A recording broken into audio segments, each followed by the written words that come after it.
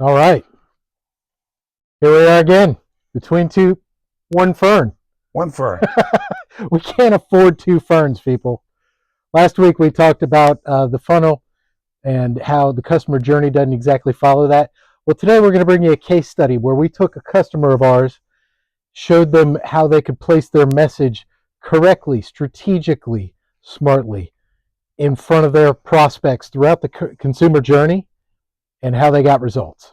Coming right back.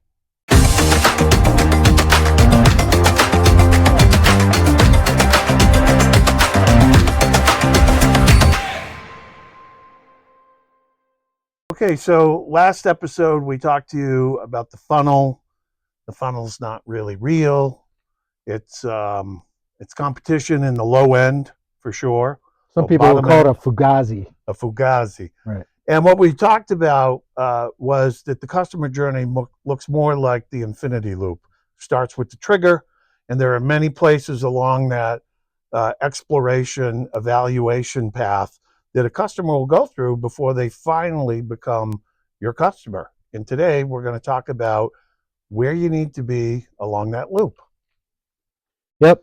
And we have an actual case study of a client, I believe in Texas, one of our clients in Texas, auto dealer, and their goal was to move more units, used units specifically. This client wanted to move used units. So after speaking with them and discerning what their ultimate goal were and determining what they were currently doing, we found the holes. We knew their story. So what we did is we put them in places along the consumer journey to help them realize their return on investment. Some of the tools that we used, Jimmy, were email marketing. We also tied in social by retargeting the folks that opened the emails that we'd sent. We'd actually sent 2 per month. But those folks that did open, and I think it was about a 19% open rate, we would follow them on their social feeds because they had identified themselves as intenders. So we're going to follow them with a display on their social feeds. And then finally, we backed that up with OTT. These were the holes that we had found. This is where they needed help with. They had print. They were hitting them on morning drive on radio. They were hitting them in the evening news. They were missing things outside of those traditional realms. And so we plugged those holes, right? And that's what we do. We figure out where on the consumer journey we can best affect and put your message out in front of these people. The people that have raised their hand and said, I am an intender.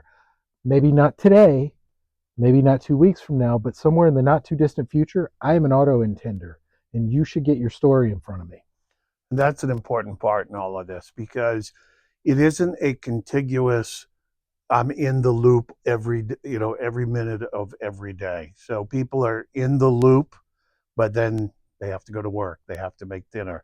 And it's important to use these tactics correctly. It's important to be in the right place at the right time during this. So when people are ready and receptive to that message, again, it's back to the same stuff. Right message, right time, right target. Yep. Right venue, right media, right media channel, et cetera, and that's what we do here. It's also too important, I think, to note that this particular auto dealer, and if you're not an auto dealer, this might not make sense to you, but their absorption rate was relatively high, and so they had extra funds that they had wanted to fill those gaps in with, and we were there to help them. So if you're an auto dealer and you need some help, call us. We'll help you out. That's right. This has been Between One Fern. Listen, we're going to put our contact information, our email addresses in the description below. Be sure to like, subscribe, comment, hit the bell for notification. You know, all the things. Help our algorithm out. Really appreciate you taking the time to share with us. Thank you very much. Have a great day, everybody.